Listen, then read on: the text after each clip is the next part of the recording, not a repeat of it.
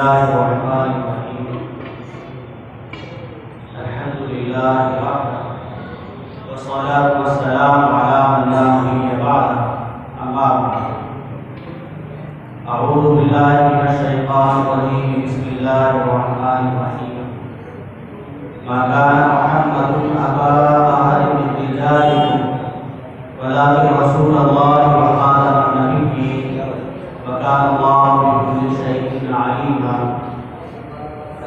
क़ाल नबी सल्लल्लाहु अलैहि वसल्लम इन्नल उलमाअ वरसतुल अंबिया औ कमा क़ाल अलैहि सल्लल्लाहु अलैहि वसल्लम।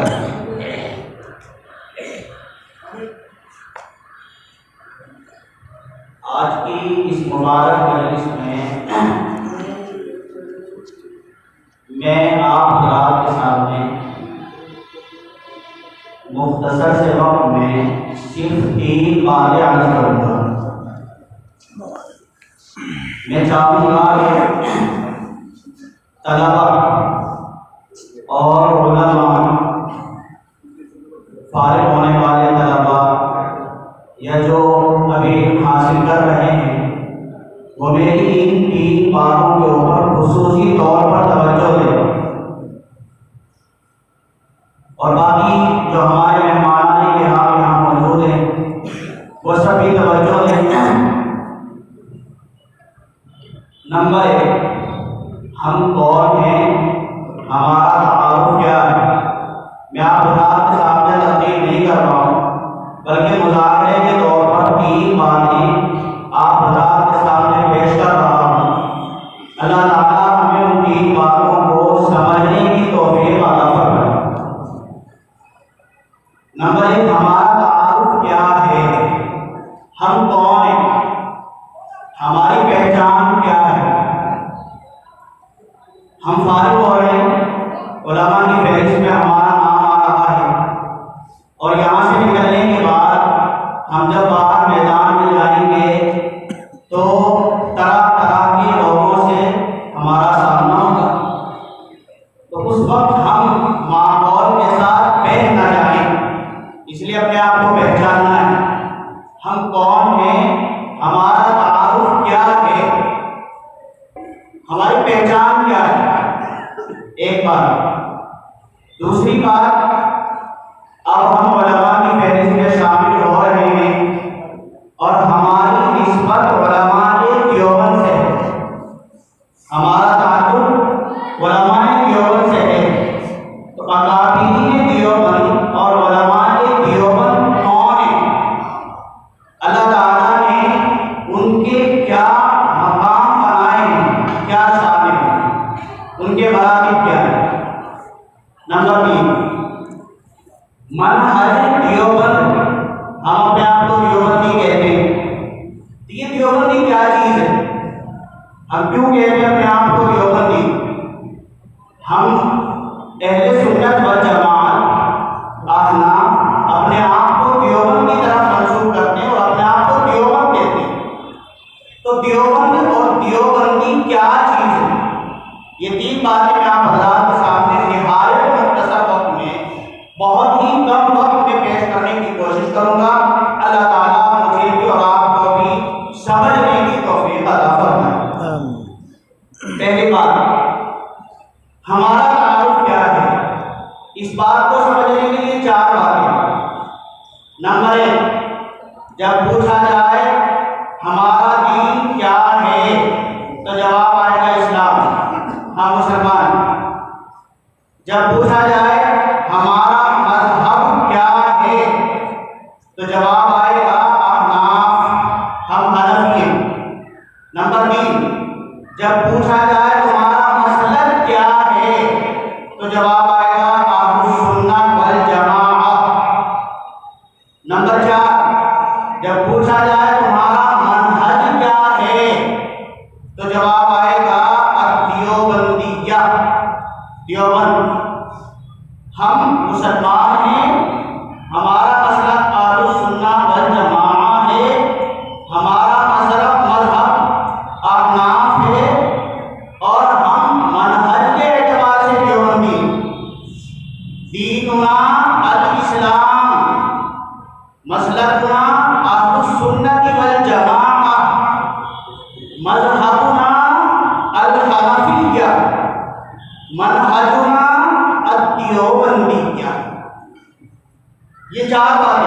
पहली बात तो समझने के लिए 4 बातें।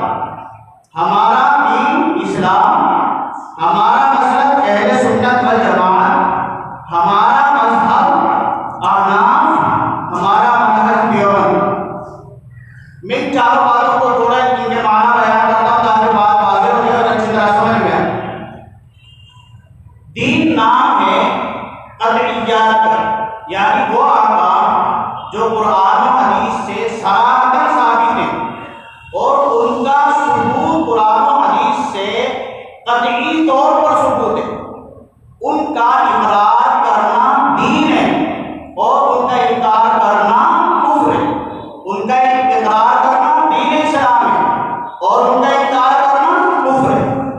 जैसे दीन इस्लाम है, दीन यहूद है, दीन नसारा है, लेकिन जो दीन इस्लाम में क़त्इय्यात हैं जिनका इकरार करना इस्लाम है, उन्हीं के इकरार से आदमी मुसलमान बनता है।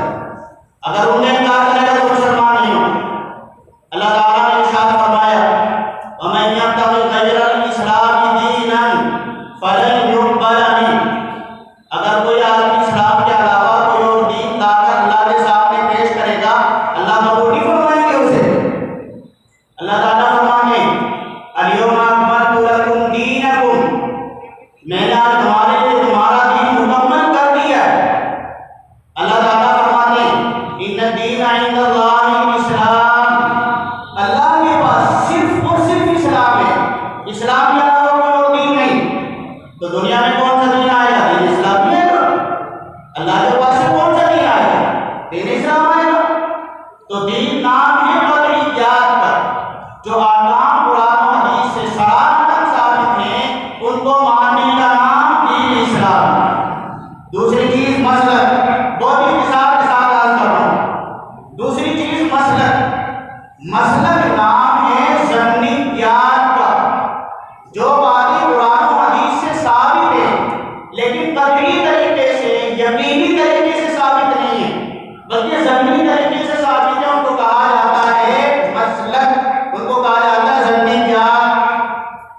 इनके इकरार और इनकार से कुफ्र इस्लाम का इख्तिलाफ नहीं होता। इनके इकरार और इनकार से जो इख्तिलाफ होता है वो हिदायत और ज़लालत का इख्तिलाफ होता है। इनके इकरार करने से आदमी अहले सुन्नत वल जमाअत में शामिल होता है और इनकार करने से अहले बिदअत और ज़लालत में शामिल होता है। इकरार करेंगे तो अहले सुन्नत वल जमाअत, इनकार करेंगे तो अहले ज़लालत और बिदअत। और आप ज़रा याद रखें कि बसा औकात जो आदमी दीन इस्लाम का इनकार करता है वो ज्यादा खतरनाक नहीं होता, बल्कि वो ज्यादा खतरनाक होता है जो दीन इस्लाम का इकरार करता है लेकिन अहले सुन्नत वल जमाअत में से नहीं, बल्कि अहले ज़लालत में जाने से। जो आदमी इन ज़न्निय्यात में इकरार नहीं करता, इनका इनकार करता, वो ज्यादा खतरनाक होता है। और अहले ज़लालत और बिदअत में भी कभी आदमी ज़लालत और बिदअत के अदना दर्जे में होता है और कभी आदमी ज़लालत और बिदअत के आला दर्जे में होता है।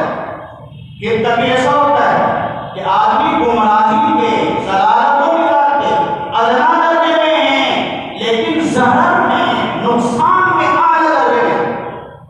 तो उलमाए किराम फिर उसको नहीं देखते जो काफिर है, ना उसको देखते हैं जो ज़लालत पर है, गुमराही पर है, बिदअत पर है, बल्कि उसको देखते हैं जो ज़हर में, नुकसान में ज्यादा बड़ा हुआ, आला दर्जे में। मिसाल से समझाता हूं बात।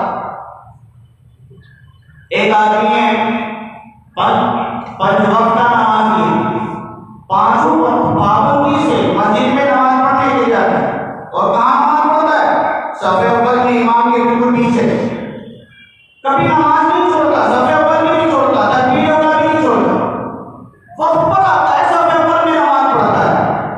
लेकिन इसके साथ साथ बज़ाहिर बड़ा मुत्तकी है, परहेज़गार, लेकिन इसके साथ साथ उसका काम है इमाम की निगरानी करना। इमाम को परेशान करता है, कभी कहता है आपके पास ये अच्छी साइकिल कहाँ से आई, कभी कहता है आपके पास एक मोटरसाइकिल कहाँ से है, आपकी तनख्वाह 2000 है, आपने गाड़ी कहाँ से ली।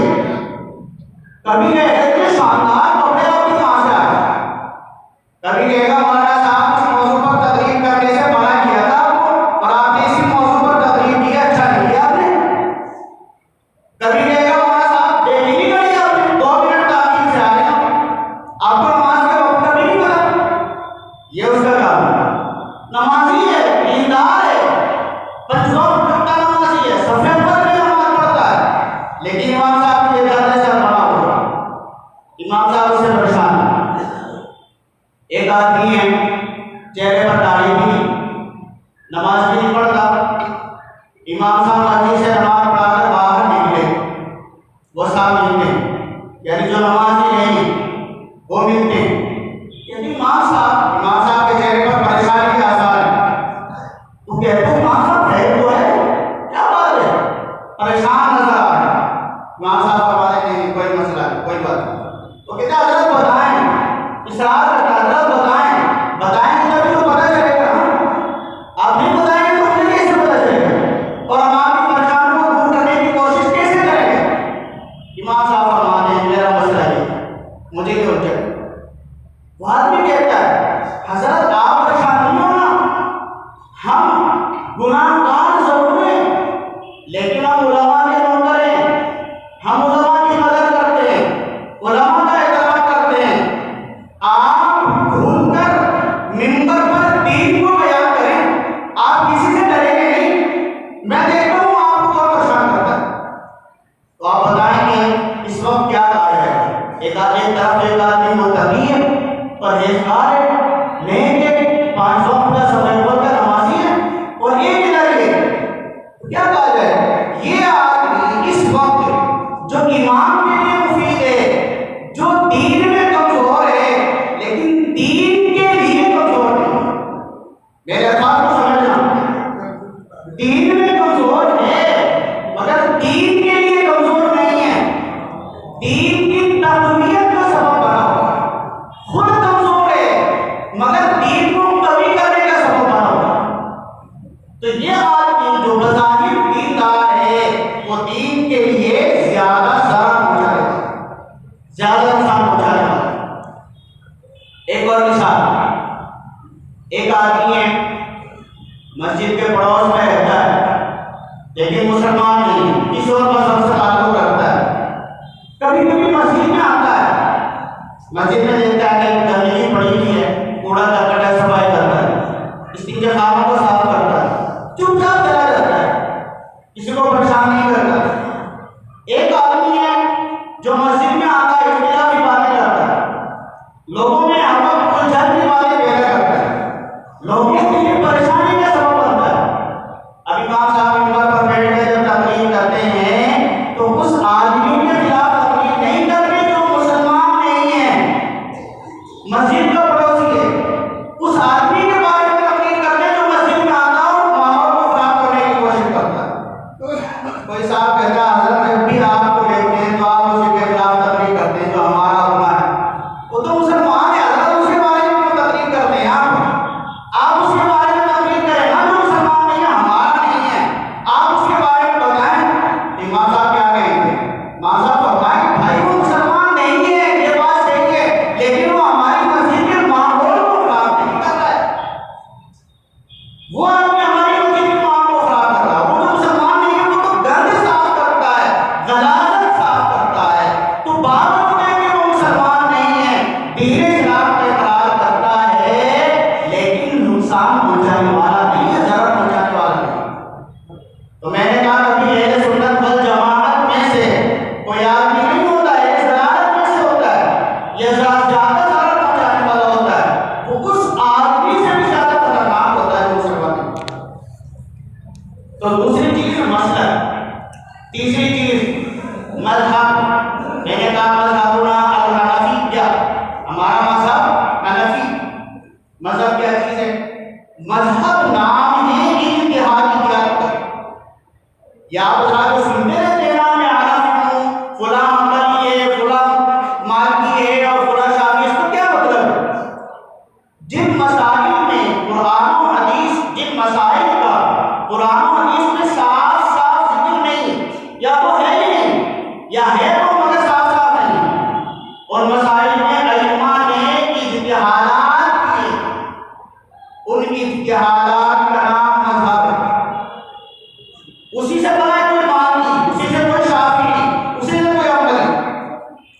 इनके इख्तिलाफ से भी काफिर या मुसलमान नहीं होता, इनके इख्तिलाफ से भी कोई आदमी जलालत में शामिल नहीं होता, गुमराह लोगों में शामिल नहीं होता, बल्कि ये चारों के चारों इनका जो इख्तिलाफ होता है, इख्तिलाफ के बावजूद अहले हक में शामिल है।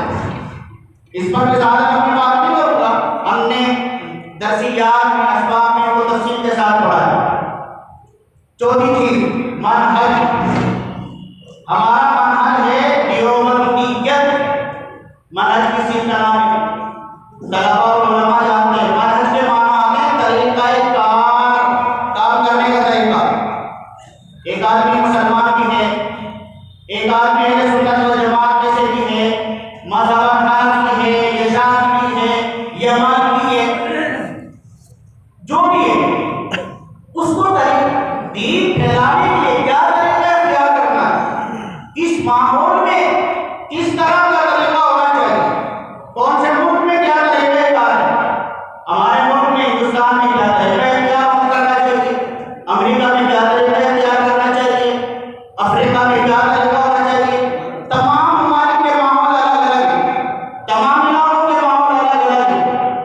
हमें दीन की तबलीग के लिए, दीन को फैलाने के लिए जो तरीका दिया है वो उलमाए देवबंद ने तरीका दिया है, और यही तरीका कार हमारा मानना है। तो देवबंदियत कोई नया दीन नहीं, देवबंदियत मजहब भी नहीं है, देवबंदियत मजहब भी नहीं है। ये बात जो हमारे शहरों में गलत फहमी होती है, देवबंदियत क्या चीज है, ये कोई नया मजहब नहीं, मजहब भी नहीं, कोई दीन भी नहीं है, सिर्फ देवबंदियत नाम है। दीन को फैलाने का जो तरीका उलमाए देवबंद ने हमें दिया है उसका नाम देवबंदियत। इसको मैं आगे और थोड़ा सा तफसील के साथ आगे करूंगा। तो ये चार चीजें, पहली बात को समझने के लिए हमारा तारुफ कौन है, चार चीजों को समझने के लिए हम मुसलमान हैं, हमारा मसलक अहले सुन्नत वल जमात है, हमारा मजहब हनफी है, और हमारा मनहज दीन को फैलाने का जो तरीका है, दीन की तबलीग का जो तरीका है वो देवबंदियत है। पहली बात मैंने कहा था, तीन बातें अर्ज करूंगा, ये पहली बात हमारी पहचान। दूसरी बात उलमाए देवबंद की शान, अकादमीन की शान, दारुल उलूम देवबंद जिसकी तरफ हम अपने आप को मंसूब करते हैं, देवबंद की तरफ मंसूब नहीं करते, उस देवबंद की तरफ मंसूब करते हैं जिसमें दारुल उलूम देवबंद मौजूद है। अगर दारुल देवबंद वहां से निकाल देंगे तो हम देवबंदी नहीं, दारुल उलूम देवबंद वहां मौजूद है तो हम देवबंदी हैं।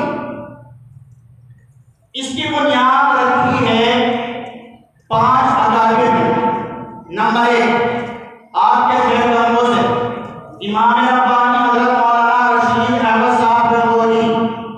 नंबर 2 कासिमुल उलूम व खैरात हजरत मौलाना कासिम नानवी रहमहुल्लाह। नंबर 3 मुहद्दिस कबीर हजरत मौलाना अहमद अली सहारनपुरी। नंबर 4 शाह रफीउद्दीन साहब रहमहुल्लाह।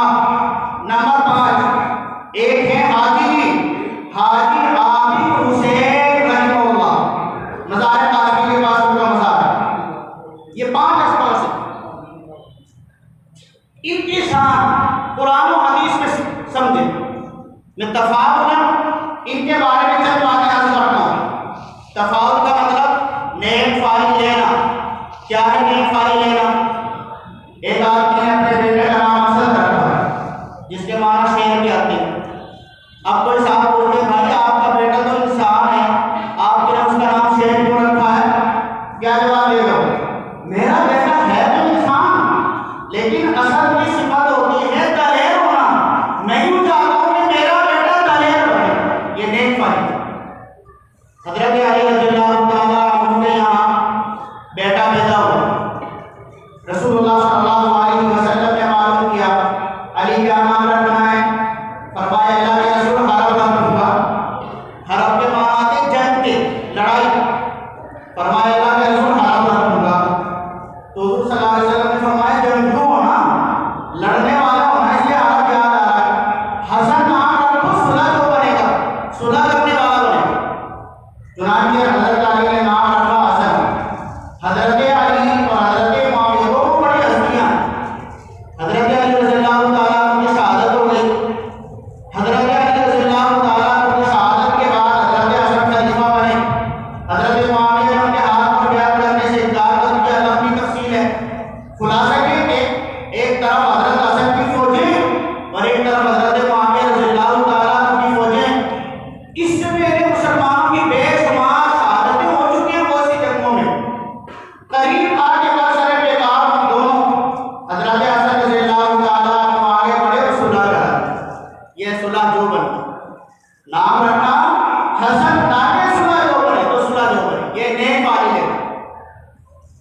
तो सबसे पहले नंबर पर दारुल उलूम देवबंद की बुनियाद रखने वाले हैं रशीद अहमद गंगोई।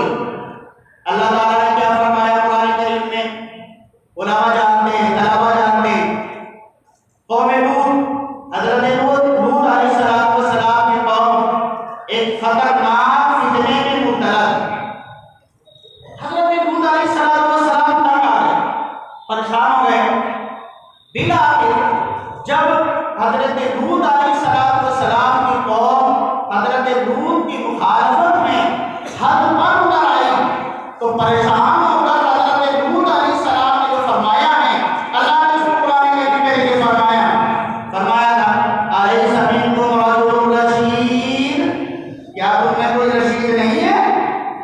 रशीद के माना समझदार, क्या तुम में कोई समझदार आदमी नहीं है?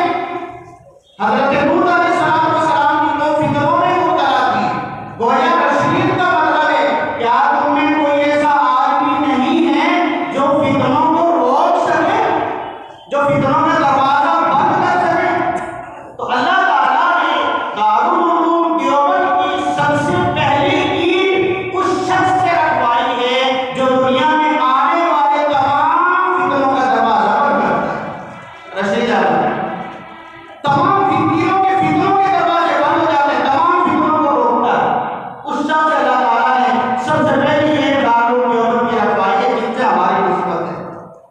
दूसरा नाम हजरत मौलाना कासिम नानूतवी रहमहुल्लाह, रसूलुल्लाह सल्लल्लाहु अलैहि वसल्लम ने इरशाद फरमाया है, इन्नमा अना कासिम वल्लाहु युती, मैं तो सिर्फ बांटने वाला हूं, मैं तो तकसीम करने वाला हूं, देने वाली जात अल्लाह ताला की। तो हजरत मौलाना कासिम नानूतवी रहमहुल्लाह उलूम के तकसीम करने वाले हैं। चुनांचे पूरी दुनिया में दारुल उलूम के जरिए से जो उलूम पहुंचे हैं, जो उलूम हजरत मौलाना कासिम नानूतवी ने बांटे, वाह क्या उलूम है, सुभान अल्लाह। हजरत की लिखी हुई उर्दू की किताबें भी समझने के लिए दरसगाह में बैठना पड़ता है, जान में तलम्मुस तय करना पड़ता है, वरना तो समझ में नहीं आती। किसी को साफ बनाना पड़ता है तो समझ में आती। और चूंकि हजरत नानूतवी के उलूम समझ में नहीं आते ना, इसलिए मुतज़िली एतराज करते हैं। इसलिए मैं कहता हूं आप हजरात से कि आप हजरत नानूतवी के उलूम को पढ़ें और उनको समझने की कोशिश करें। ये हमारी कमजोरी है, मुतज़िली हजरत नानूतवी के उलूम को समझते नहीं है तो एतराज करते हैं, और हम नहीं समझते हैं तो एतराज़ात का जवाब नहीं दे पाते, क्योंकि हम समझे तो एतराज का जवाब दें, हम नहीं समझे कि कैसे जवाब दें। अगर मुतज़िली हजरत नानूतवी के उलूम को समझ लेता, पढ़कर समझ लेता, तो अल्लाह की कसम हजरत नानूतवी पर मुतज़िली ना बनता, मद्दाह बनता। और अगर हम समझ कर पढ़ लेते तो हजरत नानूतवी के उलूम पर एतराज होने वाले जवाबात हमारे पास होते, के जवाबात हमारे पास हैं, लेकिन हमने समझा नहीं, इसलिए जवाबात नहीं। तो हजरत नानूतवी ने दुनिया में उलूम को फैलाया। हजरत नानूतवी के शेख हैं हजरत आलिम दारुल्लाह महाजिर मक्की रहमतुल्लाह, बड़े आदमी, बहुत बड़े आदमी। एक मर्तबा लिखा हजरत नानूतवी रहमतुल्लाह को मौलवी कासिम साहब होते थे, तो मौलवी कासिम है, मौलवी कासिम साहब आपके हालात सामने नहीं आते, आप लिखते ही नहीं अपने हालात। तो जवाब में लिखा, हजरत क्या हालात है, जब जिक्र करने बैठता हूँ ना, जब जिक्र करने बैठता हूँ तो ऐसा लगता है किसी ने बड़ी चट्टान उठाकर मेरे सर के ऊपर रख दी और बोझ पड़ता है, यानी इसको अपनी लिए करा समझ रहे हैं। लेकिन हजरत कासिम साहब बड़े आदमी हैं, बहुत बड़े आदमी हैं। फरमाया मुबारक हो ये कैफियत मुबारक हो, लगता है कि रसूलुल्लाह सल्लल्लाहु अलैहि वसल्लम के उलूम नबुव्वत तुम्हारी तरफ मुंतक़िल हो। जब आपने पढ़ा है, उलमा तलबा जानते हैं, आपने पढ़ा है रसूलुल्लाह सल्लल्लाहु अलैहि वसल्लम पर जब वही नाज़िल होती थी और आप सल्लल्लाहु अलैहि वसल्लम किसी सवारी के ऊपर सवार होते थे, तो इतना बोझ पड़ता था कि वो सवारी नीचे बैठ जाती। जब आप सल्लल्लाहु अलैहि वसल्लम पर वही नाज़िल होती और आप सल्लल्लाहु अलैहि वसल्लम किसी की गोद में सर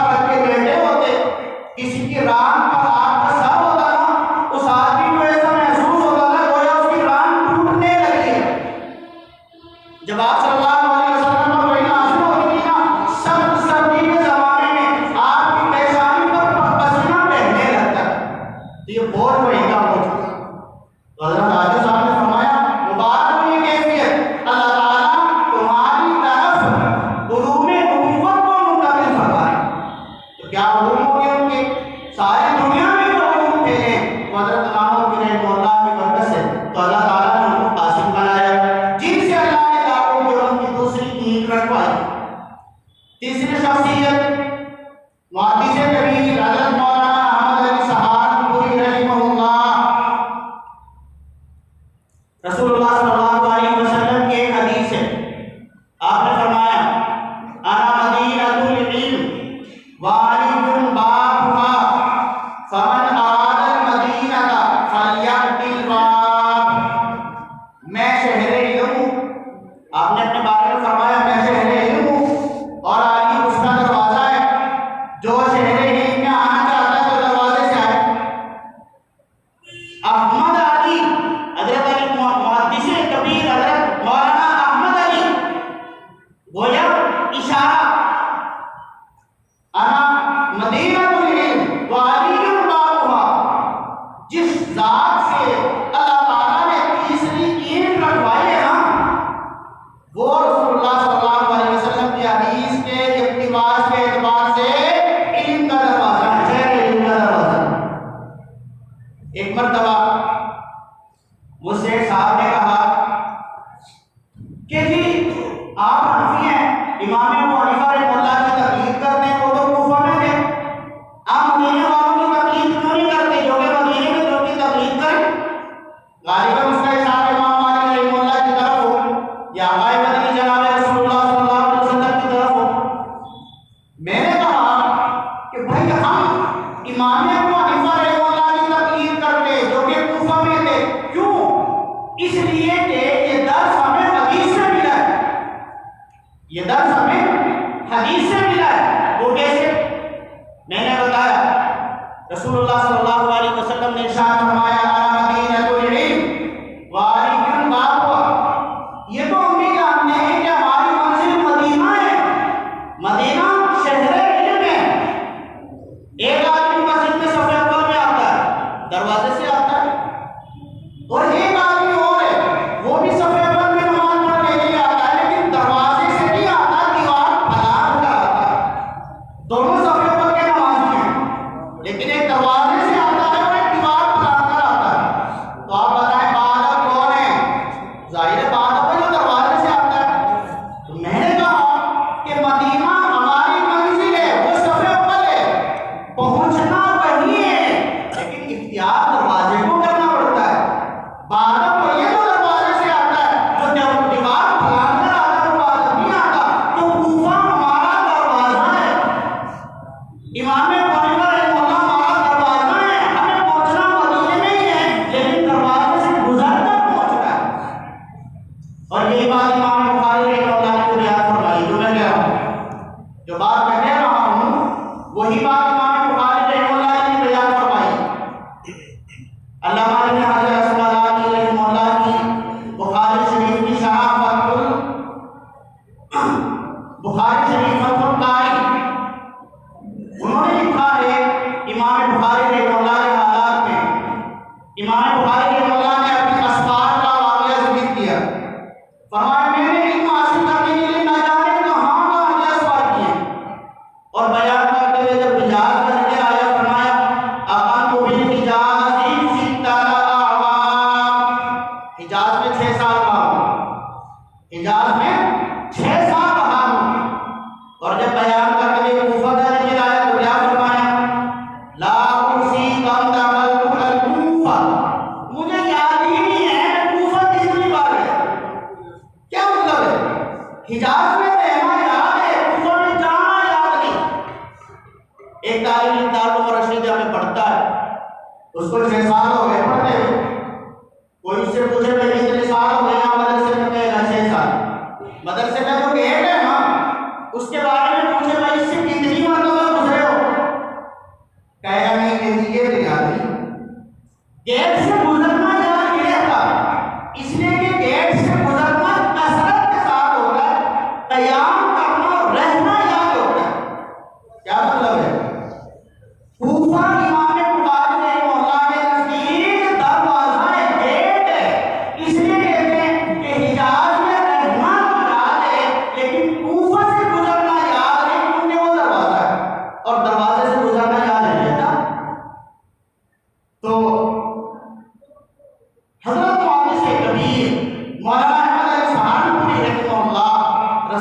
सल्लल्लाहु अलैहि वसल्लम की हदीस मुबारक का विस्तार गोया शहरे इल्म का दरवाजा। चौथे नंबर पर शाह रफीउद्दीन साहब, बात को बहुत मुख्तसर कर रहा हूँ। अल्लाह ताला ने कुरान करीम में इरशाद फरमाया, यरफअल्लाहु लज़ीना आमनु मिनकुम वल्लज़ीना ऊतुल इल्म दरजात। यरफअ रफीउद्दीन, यरफअल्लाहु लज़ीना आमनु मिनकुम, जो ईमान वाले होते हैं अल्लाह उनके भी दरजात बुलंद फरमाते हैं, और जो इल्म वाले होते हैं अल्लाह उनके भी दरजात बुलंद फरमाते हैं। अल्लाह ताला ने छोटी की उनके जरिए से रखवाई, जिनके जरिए से दरजात को बुलंद फरमाया। पांचवें नंबर पर बुजुर्ग हाजी आदिल हुसैन साहब, अल्लाह ताला कुरान करीम में फरमाते हैं, या अय्युहन नफ्सुल मुतमइन्ना इरजिई इला रब्बिकी रादियतन मर्दिय्या फदखुली फी इबादी वदखुली जन्नत। जन्नत में जाना है ना, आबिद की जमा इबाद, जानते हैं आप हज़रात, जन्नत में जाना है ना, तो मेरे बंदों में शामिल हो जाओ। जो रास्ता इतना है ना, वही रास्ता जन्नत में जाने का है। यह आसान रास्ता है, आसान रास्ता चाहते हो तो जन्नत में चले जाओ। कुछ नहीं करना है, इनके नक्शे कदम पर चलना है बस। इनका जो रास्ता है वो जन्नत की तरफ जाता है। वो वदखुली फी इबादी वदखुली जन्नती वाला रास्ता है। ये इबादुर रहमान है, ये वो लोग हैं जिनके बारे में अल्लाह ताला ने इनके औसाफ बयान फरमाया, इबादुर रहमान अल्लज़ीना यमशूना अलल अर्ज़ि हौना। ये वो लोग हैं जिनके खूबियां अल्लाह ताला ने कुरान करीम में बयान फरमाई। तो इनके जरिए से अल्लाह ताला ने पांच चीजें रखवाई। ये हमारे अकाबिर की शान है कि जिन हज़रात के जरिए से अल्लाह ताला ने दारुल देवबंद की बुनियाद रखवाई है, अल्लाह ताला ने रसूलुल्लाह सल्लल्लाहु अलैहि वसल्लम ने उनकी तरफ ऐसे इशारात फरमाए हैं कि अगर हम उनमें गौर करें तो हमारे लिए एहसास करने की कोई जरूरत ही नहीं है। ये हमारे बड़े हैं, हमें इनसे प्यार है, हम इनसे मोहब्बत करते हैं और अल-ऐलान मोहब्बत करते हैं, डंकी की चोट पर मोहब्बत करते हैं। हम अपने आप को फख्र के साथ देवबंदी कहते हैं। तो मेरे भाइयों, ये दूसरी बात, तीसरी बात, मनहज देवबंद क्या है? बहुत इख्तिसार के साथ इसके सिलसिले में दो बातें अर्ज करूंगा। पहली बात, मजमुआ उम्मत के तीन काम, नंबर एक इशाअत दीन, नंबर दो दिफाए दीन, नंबर तीन नफाज दीन। नंबर एक इशाअत दीन को फज़ाइल के साथ पेश करना, नंबर दो दिफाए दीन, दलाइल के साथ दीन को पेश करना और होने वाले एतराज़ात का दलाइल के साथ जवाब देना, नंबर तीन नफाज दीन, कुव्वत के साथ दीन को नाफिज करने की कोशिश करना।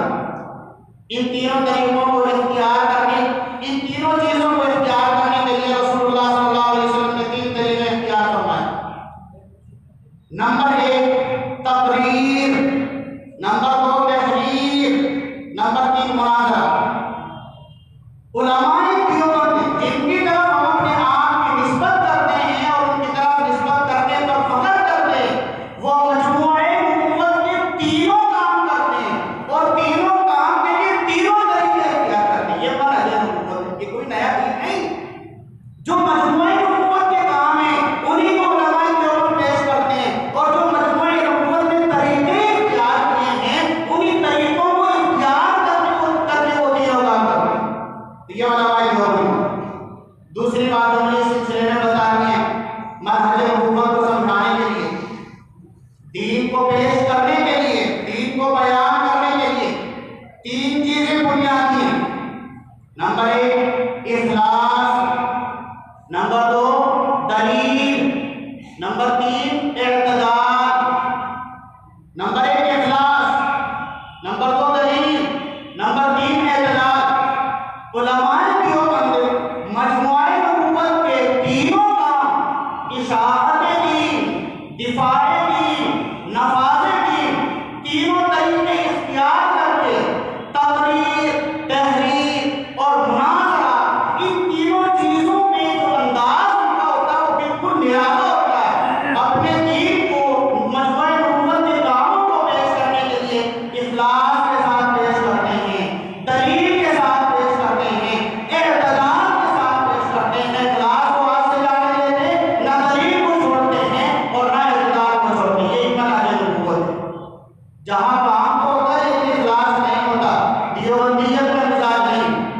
जाए क्लास